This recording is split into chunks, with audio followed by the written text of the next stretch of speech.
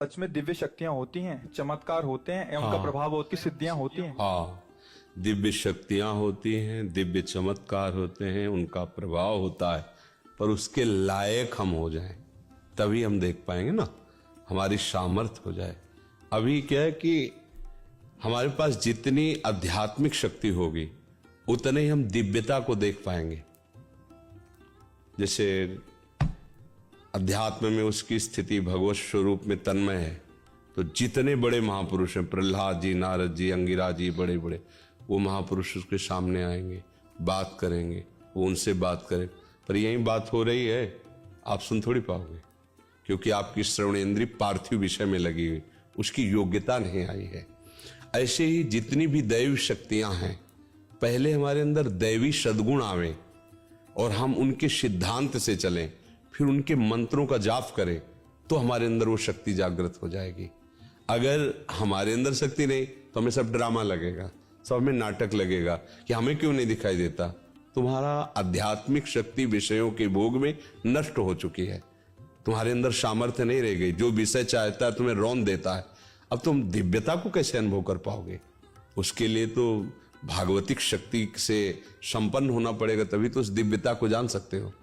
तो मंत्र हैं, उनकी सिद्धियां हैं, चमत्कार हैं, दिव्यताएं हैं, पर उसकी योग्यता आप में होनी चाहिए, देखने की तो है।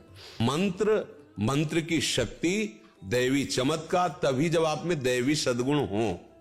अब जो जितना पवित्र होकर जितना लक्ष्य किया उतना जान गया और उतने में ही वो प्रकाशित हो गया, तो वो झूठा नहीं है। ऐसा नहीं कहा जा सकता कि झूठ है, ऐसा नहीं, ये सब है, पर तुम कितना उसे स्वीकार। हमने अपनी आंखों से देखा कि एक जानवर की ऐसे टांग में किसान के अस्त्र लग गए तो उसे खून बह रहा था। तो एक बूढ़े बाबा है, गांव में वो प्रसिद्ध थे खून बांधने के लिए, ऐसे रज लिया और 2 मिनट ऐसे मंत्र बोले और ऐसे किया, बस केवल घाव था, एक बूंद खून बाहर नहीं निकला, एक बूंद। ये हम आंखों से, तो उन्होंने मंत्र सिद्ध किया है।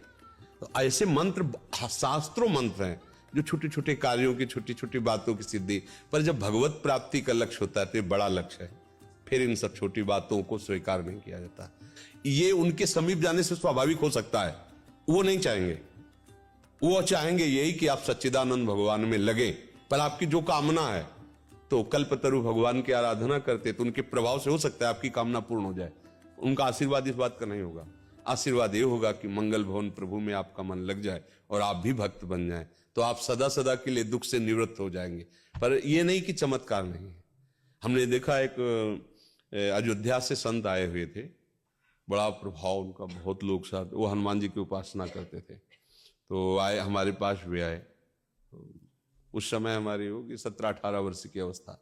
तो संतों को बड़े गौर से देखना, क्योंकि संत मार्ग में चल रहे थे, एक एक बात देखना, कैसे उठते, कैसे बोलते, कैसे चलते, उनकी चेष्टा कि ऐसे संत। तो वो नजदीक आए और उनका कि आप क्या साधना करते हैं? हमसे बड़े अवस्था में भी थे, वो बड़ी भीड़ उनके साथ। तो हमारे गुरु जी ने बताया नाम जप करो, ऐसे ऐसे कुछ यौगिक साधन करते हैं, चमत्कार कुछ। हमने तो इसका परिचय लिया, हम तो जानते ही नहीं। ऐसे किया, केवड़ा की सुगंध छा गई और लोगों से पूछते और कौन सी चाहिए? चमेली। ऐसे किया, पूरे वातावरण में चमेली। ये मतलब कहानी नहीं है, ये हम प्रत्यक्ष में देखा है। ऐसा पानी लिया, कौन से जूस आप पीना चाहते हैं, कौन सा शरबत, ऐसे रखा दे दिया, आप पियो, जो जूस बोला वही जूस। आखिरकार प्रकृति परमात्मा से ही तो है, तो प्रकृति का परिवर्तन परमात्मा मंत्र से क्यों नहीं हो जाएगा? जो परिवर्तन, खंबे से भगवान निकल पड़े कि नहीं निकल पड़े? खंबे से ही तो निकल पड़े। कुत्ते से भगवान को प्रकट किया नामदेव जी ने कि नहीं, तो उसे शरबत पानी को बना देना कौन सी बड़ी बात? क्योंकि भगवान सर्वरूप है, भगवान ही तो है सब रूपों में। उसने मंत्र के द्वारा आकांक्षा क्यों पानी शरबत बन गया। जैसे भगवान पानी बने हुए थे वही शरबत बन गए। पर यह खास बात नहीं है, हमारा मन प्रभावित नहीं हुआ।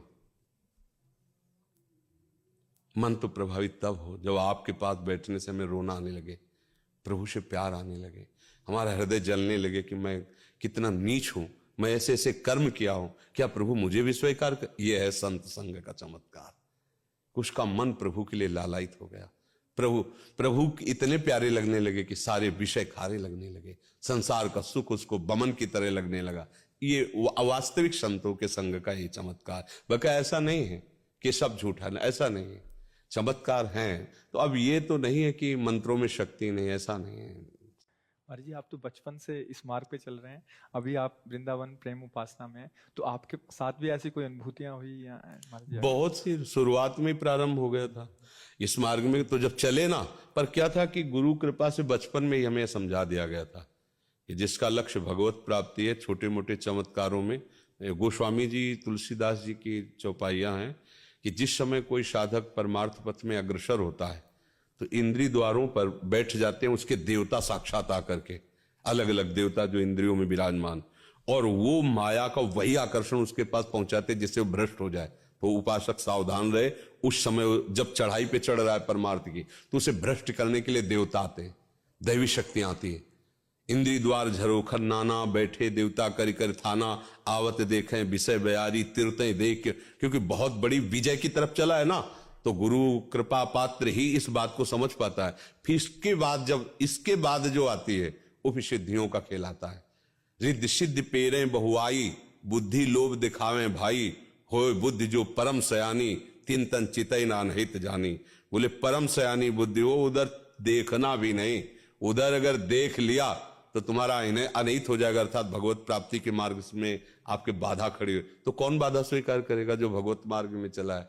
ऐसा नहीं कि अनुभूतियां नहीं होती कि अब इस समय ये सिद्धि आ गई है, अब इस समय ये सामर्थ्य आ गई, पर उसे हटाते हुए, जैसे तैराक पानी को हटाते हुए आगे बढ़ता जाता है, फिर वो पार हो जाता है, ऐसे ही उपासक सब बाधाओं को हटाते हुए फिर एक स्थिति ऐसी आती है जहां से कोई विचलित ही नहीं कर सकता है। अब वहां इन सब का प्रवेश ही नहीं सिद्धियों का। इसीलिए बड़े बड़े जो भगवत प्रेमी महात्मा है, आप उनमें कोई सिद्धि नहीं देखेंगे बाहरी, वो तो बिल्कुल जन साधारण की तरह उनका जीवन है, पर वो असाधारण तत्व में निरंतर स्थित रहते हैं। तो ये जो चमत्कार है, प्रकाश है, ये कई तरह का होता है। एक होता है भगवत आराधना से, एक लिमिट है, बस उतनी आराधना, उसका वही उतना चमत्कार। एक होता है भूत प्रेतों की आराधना से, देव यक्ष गंधर्व यक्षिणी आदि सिद्ध कर लेना, उसे भी होता है। तो आपके मन की बात क्या हो, चमत्कार पर मान लो यक्षिणी सिद्ध है और अभी कहे कलकत्ता ले चलो 1 सेकंड में, तो 1 सेकंड में पहुंचा देगी, आपको लगेगा तो भगवान साक्षात, अभी तो वृंदावन में थे, कलकत्ता आ गए। शराब न पियो, पराई बहन बेटी की तरफ गंदी दृष्टि मत करो, मांस अंडा मत खाओ, और रामकृष्ण हरि जो नाम तुम्हें प्रिय लगे करो। अगर तुम दूसरों को सुख देने वाले न बन जाओ तो बता देना। ये सब जो बातें हैं चमत्कार की, ये सत्य है, इसमें हम संशय नहीं करते, क्योंकि आप मंत्रों के द्वारा, साधना के द्वारा आप कुछ भी कर, पर ये टिकाऊ चीज नहीं है। टिकाऊ चीज है सा वही मनः कृष्ण पदारविंदयो। दुर्वासा जी देखो ना, मंत्र का तो प्रभाव था, कृत्या प्रकट कर दी अम्बरीश जी के आगे, अम्बरीश जी हरि शरणम, दूसरी कोई बात नहीं थी। सुदर्शन चक्र ने कृत्या को नष्ट किया और दौड़ाया त्रिभुवन में, दुर्वासा को दौड़ाया, ली दब दौड़ाया। तो बात ये पकड़ो जिससे तुम्हारा मंगल हो जाए, जो नाम प्रिय लगे, राम कृष्ण हरि, जो हमारी बात मान लेना। अगर हमारी बात मान गए तो फिर आपको समझ में आए, बात न मानी तो सब ये सब माया कर, जितना भी आप देख रहे हैं सब माया रचित है, सत्य कुछ नहीं है। सत्य है तो एक भगवान का नाम है। ये महापुरुषों ने कहा, आब्रह्म स्तंभ पर्यंतम सर्वम मायामयम जगत, सत्यम सत्यम पुनः सत्यम हरे नामयु केवलम। ब्रह्मलोक से लेकर साप तिनके तक मायामय है, कुछ सत्य नहीं है। सत्य है तो भगवान का नाम है, और वो नाम जब करो उसी में आनंद आ जाए। अगर आप ठीक हो सकते हो तो हाँ, एक सत्य बात तुमसे कहते हैं, भगवान का नाम जब करो आप ठीक हो जाओगे, जो चाहो सो प्राप्त कर लो।